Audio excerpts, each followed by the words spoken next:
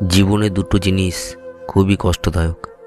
একটি হচ্ছে যখন তোমার ভালোবাসার মানুষ তোমাকে ভালোবাসে কিন্তু তা তোমাকে বলে না, আর অপরটি হচ্ছে যখন তোমার ভালোবাসার মানুষ তোমাকে ভালোবাসে না এবং সে তোমাকে সরাসরি বলে দেয়। নিজেকে নিয়ন্ত্রণ করো, তারপর অন্যকে অনুশাসন করো। নিজে নিয়ন্ত্রণ হলে অন্যকেও নিয়ন্ত্রণ করতে পারবে। নিজেকে নিয়ন্ত্রণ করাই হচ্ছে সবথেকে কঠিন কাজ।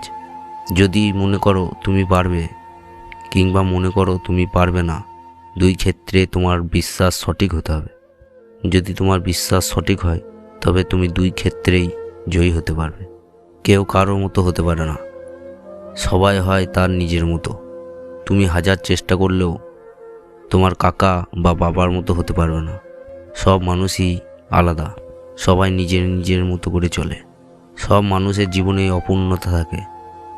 অতি পরিপূর্ণ যে মানুষ, তাকে জিজ্ঞাসা করলে সেও অতি দুঃখের সঙ্গে তার অপূর্ণতার কথা বলবে। অপূর্ণতা থাকে না শুধু বড় বড় সাধক মহাপুরুষদের।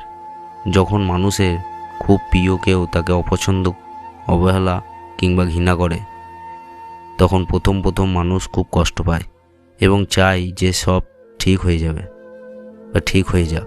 কিছুদিন পর সে সেই প্রিয় ব্যক্তিকে ছাড়া থাকতে শিখে যায়, আর অনেক দিন পরে সে আগের চেয়েও অনেক বেশি খুশি থাকে।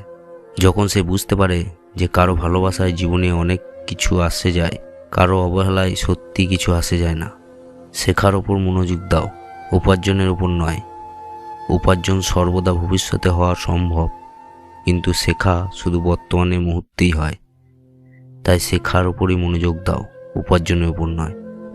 যদি তুমি আজকে শেখার ওপর মনোযোগ দিতে পারো, তবে পরবর্তীকালে উপার্জন আপনি আপনার দরজায় চলে আসবে। কোনো কাজ করতে গিয়ে তুমি যদি বারবার হতাশ হয়ে যাও, তাহলে সেই কাজে প্রতি তুমি অনুপ্রাণিত হবে কি করে? তুমি যত সেই কাজের সন্ধান জানতে শুরু করবে, ততই তুমি অনুপ্রাণিত হতে থাকবে।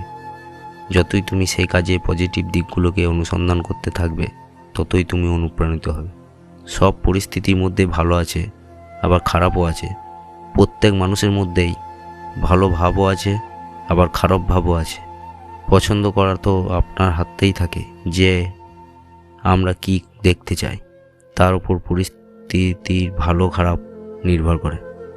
যখন আমরা অন্য কাউকে পরামর্শ দিতে থাকি, তখন আমরা ভালোই পরামর্শ দিই, কিন্তু যখন আমরা নিজেরাই সেই পরিস্থিতির মধ্যে পড়ি, তখন বোকার মতো কাজ করতে থাকি। আমাদের সবচেয়ে বড় জাতীয় সমস্যা কি জানেন? দরিদ্র, অশিক্ষা, রোগ, বিজ্ঞানী উৎপাদন। যে সমস্যাগুলি সমাধান হবে কেবলমাত্র সামাজিক ভাবনা চিন্তার দ্বারা। চরিত্র গঠনের জন্য ধীর ও অবিচলিত যত্ন এবং সত্যোপলব্ধির জন্য তীব্র প্রচেষ্টা কেবল মানবজাতির ভবিষ্যৎ জীবনের উপর প্রভাব বিস্তার করতে পারে। প্রথমেই সাফল্য আসবে না। সমস্যাকে প্রথমে খুঁজে বার করুন, তারপরেই তো তার সমাধান খুঁজে পাবেন। আর সমাধান খুঁজে পেলেই তবেই আপনি সাফল্য পাবেন। প্রথম জয়ের পর থেমে যাবেন না, পরিশ্রম করে যান। কারণ পরের বার যদি আপনি বিজয়ী না হন, লোকজনে বেশিরভাগই কিন্তু বলবে যে আপনি কপাল জোরে জিতে গিয়েছিলেন। যদি কেউ কখনো বলে যে তুমি পারবে না বা তোমার দ্বারা হবে না, তাহলে একদম হতাশ হবেন না। জেনে রাখুন, এরা তারাই যারা জানে যে আপনি পারবেন, আর আপনার সাফল্যে এরাই ভয় পায়। তাই এদের কথায় আপনি থেমে যাবেন না, এগিয়ে চলুন। আপনি ঠিক একদিন জিতে যাবেন। জীবনে কখনো খারাপ সময় বা বাধা এলে ভেঙে পড়বেন না।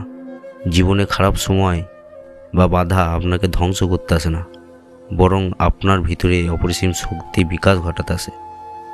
বাধা এলে তবেই বুঝবেন যে আপনি পারবেন এবং আপনি জিতছেন। তাই এই ভেবেই আপনি এগিয়ে যান, একদিন সাফল্য আপনার কাছে আসবেই।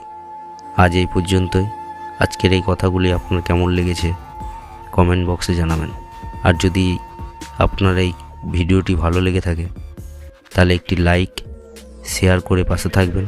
এবং এই চ্যানেল যারা নতুন আছেন, ভিডিওটি নতুন দেখছেন, তারা চ্যানেলটিকে সাবস্ক্রাইব করে পাশে থাকবেন।